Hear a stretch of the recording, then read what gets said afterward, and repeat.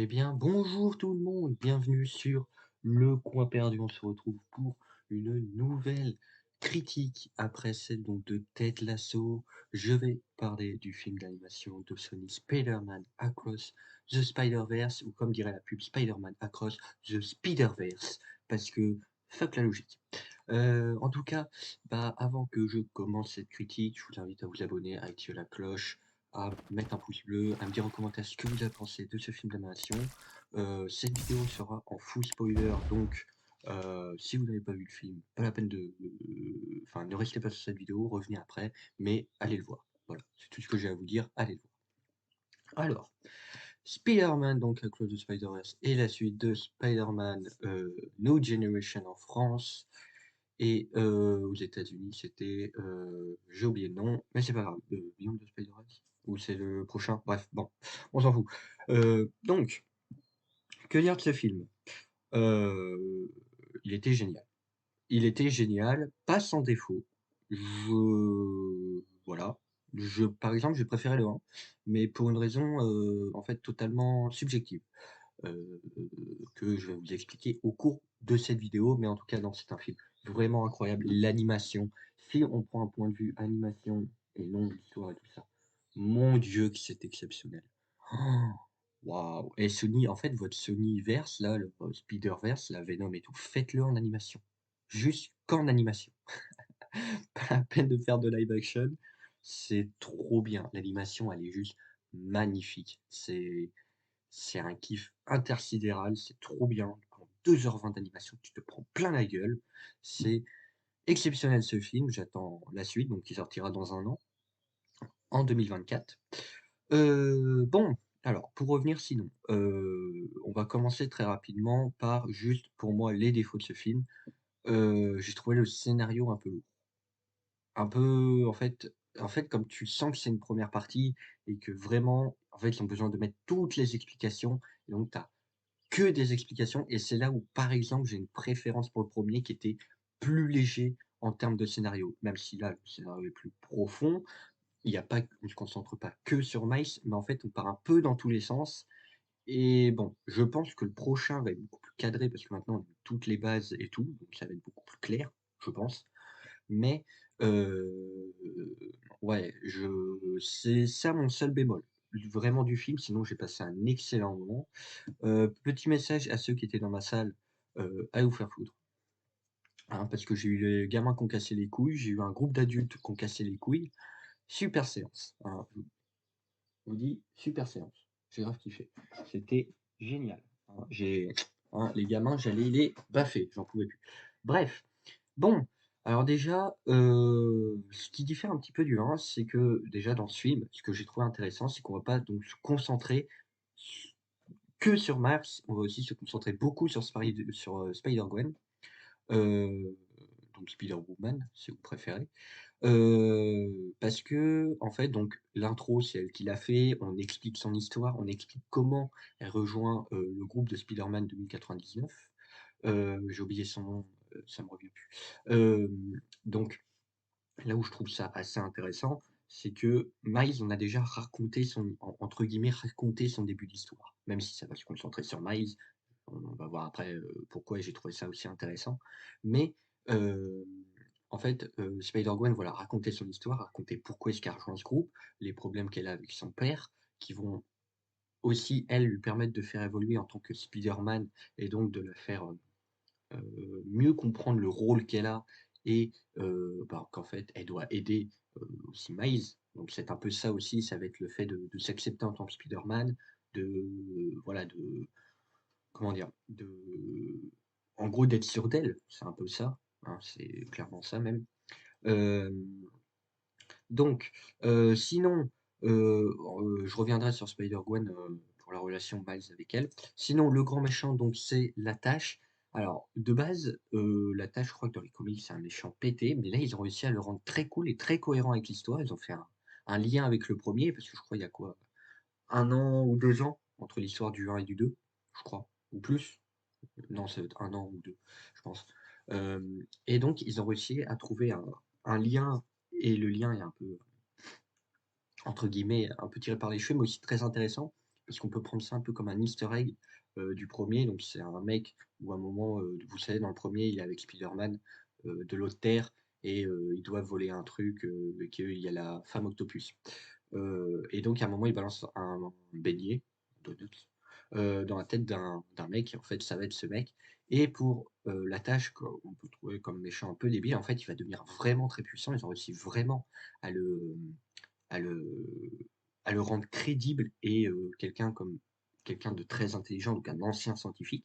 J'ai trouvé ça très intéressant, parce que pour un méchant où clairement on se disait, «Pourquoi c'est lui?» Bon, voilà. Après on verra que c'est pas entre guillemets «le seul méchant», même si l'autre va redevenir gentil, je pense, j'en suis même sûr et je pense savoir même comment va se finir son arc, mais on reviendra après. Donc non, la tâche très intéressant, on le voit dès le début, il est présent tout le film. Heu, donc, Miles, en fait, avec, donc en gros, l'attache va, vouloir, c'est quoi? Un synchrotron? Je crois que c'est ça en français. Synchrotron en gros et donc il va, en gros, l'attache veut, heu comment dire? Veut utiliser synchrotron pour vraiment, pouvoir se balader dans tout le multivers. Et donc, Miles, lui, il va suivre Gwen, donc on retrouve un Miles, qui, essaye d'assumer d'être Spider-Man et de plus en plus confiant, mais de plus en plus en retrait avec sa famille par le fait qu'il ne dise pas son secret, donc ils savent qu'il lui mentent, mais en gros, lui, il veut pas le dire parce que ça risque de les perdre et cetera. Sinon donc il va rejoindre donc à un moment Gwen arrive, que Gwen revient donc avec Miles. On sent clairement que les 2 voilà, hein, les 2 va y avoir quelque chose qui va arriver. En tant qu'amis, je pense peut-être même plus, même si j'en suis pas forcément sûr, parce que je pense que c'est trop voyant pour que ça soit ça. Mais c'est une possibilité, c'est la plus probable. Hem Sinon, donc Miles et Gwen donc partent. Miles en gros suit Gwen dans, l'univers, Inde, je sais plus comment ils l'ont appelé, mais, il était magnifique. C'est le meilleur. Même le Spider-Man avec, sa petite coupe de cheveux et cetera, je l'ai trouvé très stylé, très intéressant. Les combats aussi sont très stylés contre la tâche. Après, il va y avoir donc le Spider-Man, avec la guitare, le Spider-Man, on va dire le Spider-Man rock, parce que j'ai plus, les noms en tête. Hem, mais sinon, j'ai trouvé ça super intéressant, cette scène-là. Donc là, en fait, après cette scène, donc Miles est venu dans un univers où il a pas sa place. Donc en gros, c'est à ce moment-là qu'il est, convié, on va dire, dans, l'arène, on va dire un peu des Spiders, la super arène des Spiders et heu, j'ai, c'est une pluie de références. Tu stoppes l'image, je pense que tu repères plein de Spider-Man, plein de trucs planqués, heu et c'est hyper stylé. Désolé si vous entendez mon chien en fond, m'en excuse, mais c'est hyper stylé, et donc après ils vont faire une scène, donc j'ai pris cette image-là, mais ils vont faire une scène avec des refs. Oh là là, putain, il y a que des refs, mais des refs en fait, c'est bien parce que c'est des refs «logiques», entre guillemets, «logiques» parce qu'en gros, donc Spider 2099 va expliquer, que, hem, en fait, tous les Spider-Man ont un capitaine qui va mourir. Donc c'est-à-dire, et donc là, il montre l'image de The Amazing, je crois il y a du Spectacular Spider-Man même qui apparaît plus tard pour parler avec Miles, vite fait pour lui dire: «Tu dois accepter». Heu et après donc, en gros, il y a plein de rêves. Tu as du, Tobey Maguire. Il y a juste Tom Holland qui apparaît pas. Il y a juste une rêve du Spider 2099 et on sait donc c'est la Terre, 1999, 1999, je crois, donc 1999, je crois. Mais, non, j'ai trouvé très, très intéressante. Heu alors au moins c'était des refs, on va dire Sony, ils ont fait: «Putain, il faut mettre des refs comme ça ils vont kiffer». Alors au moins c'est pas des refs trop lourds. Il y a le dessin animé, tu vois? Certains, ça va peut-être pas leur parler, The Amazing, Tobey Maguire, ça va parler, mais je trouve ça assez cool qu'ils aient fait des refs un peu à tous les Spider-Man qu'ils ont eu. Bon, nécessaire ou pas, je sais pas, mais c'était plutôt stylé et tu fais: «Ah putain, ouais, là, c'est le truc», dans ta tête, tu fais: «Ah ouais, d'accord, OK, voilà». Bon, c'est plutôt cool, plutôt un bon moment. Donc Le Spider 2097 donc explique à Miles que, tout simplement chaque capitaine, doit mourir et Miles comprend que ça va être son père parce que son père va être nommé capitaine donc dans 2 jours dans, pendant son investiture, c'est comme ça qu'on dit et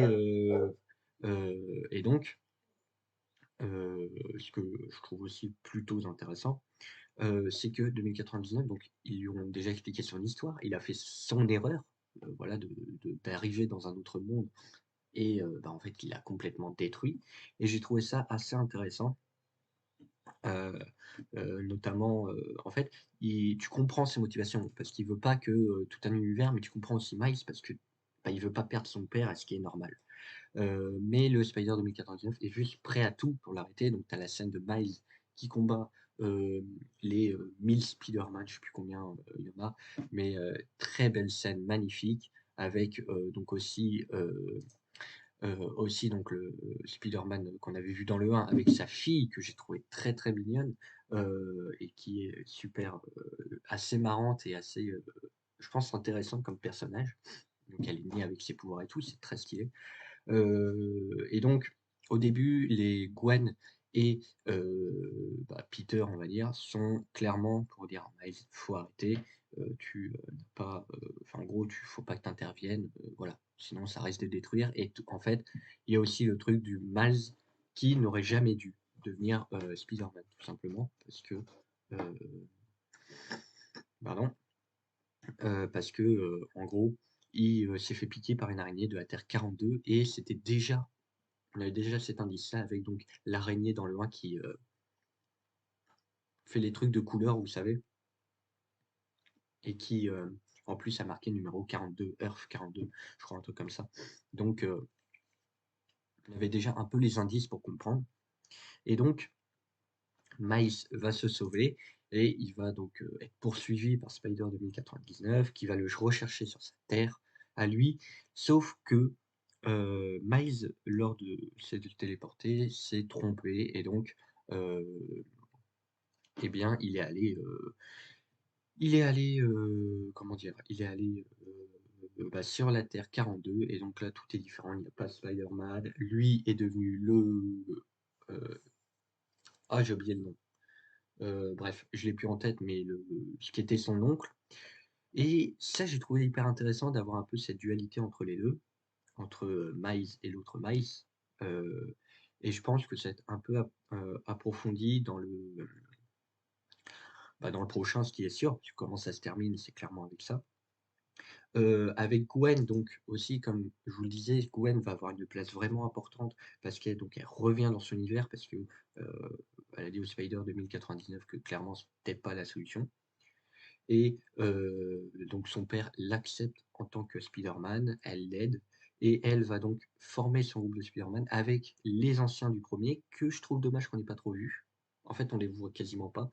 On voit donc, la Spider, Arbor là, avec son gros robot, hem, qui, parle vite fait, pendant la scène où, tous les Spider-Man essaient de le raisonner et sinon, après en fait on les revoit juste à la scène de fin qui part donc dans l'univers pour aller chercher Miles.